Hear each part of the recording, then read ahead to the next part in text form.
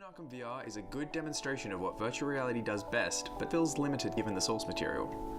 The selling point of being the Dark Knight is empowering and entirely immersive, if not a little goofy in the early tutorial. The interactive animation of you, as Bruce Wayne, putting on the Batsuit is surreal, and while there's a slight grainy texture to some environments, entering the Batcave for the first time is breathtaking. The game implements the PSVR hardware fairly well with 360-degree environments, but while there is some sense of variety in locations, the world feels very linear and simplistic. Boxed-in rooms with little to explore emphasize the world as a tech demo rather than an open world.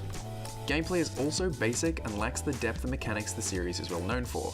You explore environments by warping to specific parts of a room instead of physically walking around, limiting your sense of discovery and breaking immersion.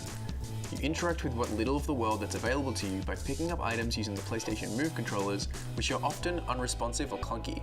The linear narrative environments left me discouraged to explore, moving from point A to point B with little playable experiences. The game even lacks a lot of what makes the Arkham series so engaging and immersive, including navigating the world of Gotham, gliding from skyscraper to skyscraper. While several characters make cameos in the 45-minute-long campaign, the lack of side quests familiar to the Arkham series felt bizarre, and the game held my hand throughout. Combat, which is such a big part of the Arkham series, and Batman's characterization is also missing, with the one combat scenario told through a cutscene instead of an interactive experience. Puzzles are unfortunately just as disappointing, lacking depth and variety. Most are very basic, firing a batarang and an unreachable switch, and serve as distractions to the actual narrative. Fans hoping to use the range of tools available in other Arkham games will be unsatisfied to hear that your equipment is considerably limited to batarangs, a grappling gun, and forensic scanner, most of which serve a singular purpose.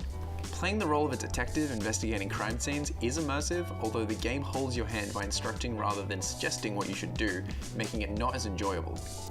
Physically piecing evidence together is also quite clunky, but is well paced in the narrative, so I didn't mind as much.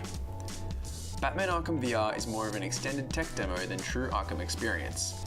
The lack of iconic combat that makes Batman so intimidating and the surprisingly short, tightly paced linear narrative left me unimpressed.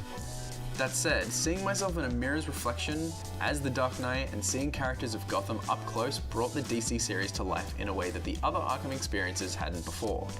Batman Arkham VR may not have any of the rich gameplay and level design that makes Rocksteady's franchise memorable, but the excitement of being the Bat and the final 10 minutes of the game had me engaged. For more coverage on PlayStation Virtual Reality, make sure to follow me on Twitter @Ratoz and check out Hyper at hyper.com.au.